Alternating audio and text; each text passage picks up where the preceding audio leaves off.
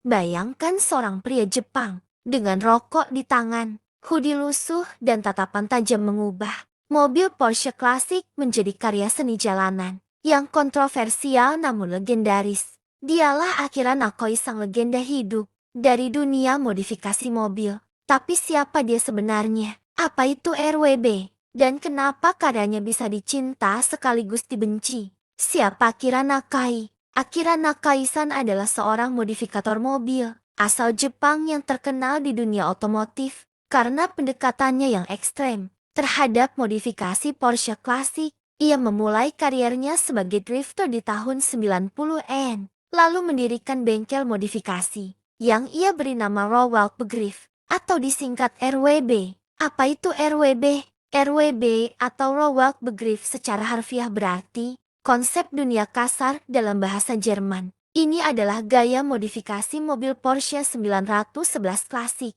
khususnya seri 930, 964, dan 993, yang menggabungkan budaya otomotif Jepang dan Jerman dengan tampilan wide body fender besar, sayap raksasa, dan stance ekstrem. Setiap RWB adalah buatan tangan langsung oleh Akira Nakai, bukan hasil pabrikan. Siapa saja yang bisa bikin RWB lewat Akira. Menariknya, tidak semua orang bisa seenaknya memesan RWB. Untuk membuatnya, pemilik mobil harus menghubungi langsung Nakai-san, biasanya melalui email pribadi atau lewat komunitas RWB lokal. Setelah itu, Akira sendiri yang memutuskan apakah proyek tersebut layak dan sesuai dengan filosofi RWB. Berapa lama antrian bikin RWB? Ingin bikin RWB harus sabar, karena Akira hanya mengerjakan proyeknya sendiri, dan satu persatu di berbagai negara. Daftar tunggunya bisa mencapai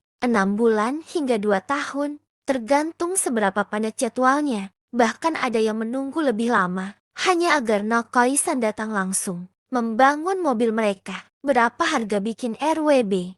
Harga satu paket body kit RWB berkisar antara $20.000 hingga $30.000, atau sekitar 300 hingga 500 juta rupiah.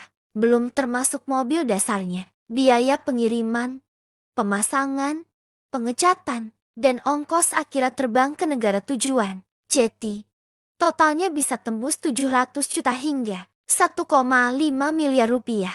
Lama pengerjaan body RWB.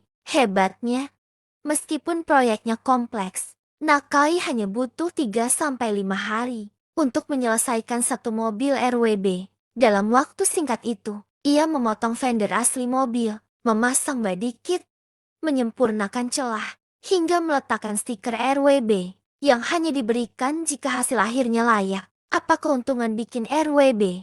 Selain tampilan ekstrem yang mencuri perhatian di jalan atau pameran, mobil RWB juga punya nilai koleksi dan eksklusivitas tinggi. Setiap mobil dibuat hanya satu kali dan tidak akan diulang.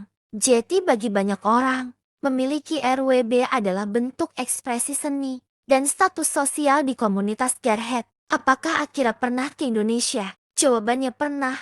Akira Nakai sudah datang ke Indonesia beberapa kali, salah satunya untuk membangun RWB milik pengusaha mobil Indonesia. Salah satu yang terkenal adalah RWB Bali dan RWB Yoshiwara di Jakarta. Momen kedatangan Nakai selalu jadi perayaan bagi komunitas mobil di Indonesia.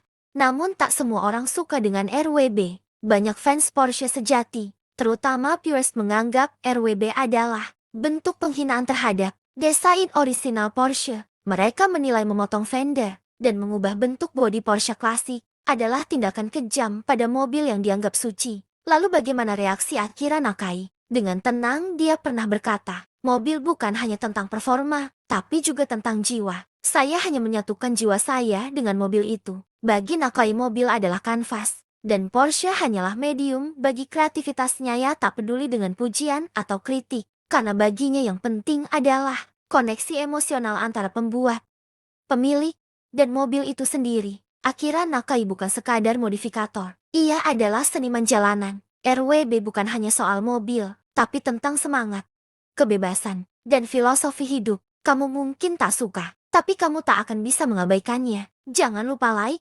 komen, dan subscribe kalau kamu ingin lebih banyak cerita ikonik dunia otomotif.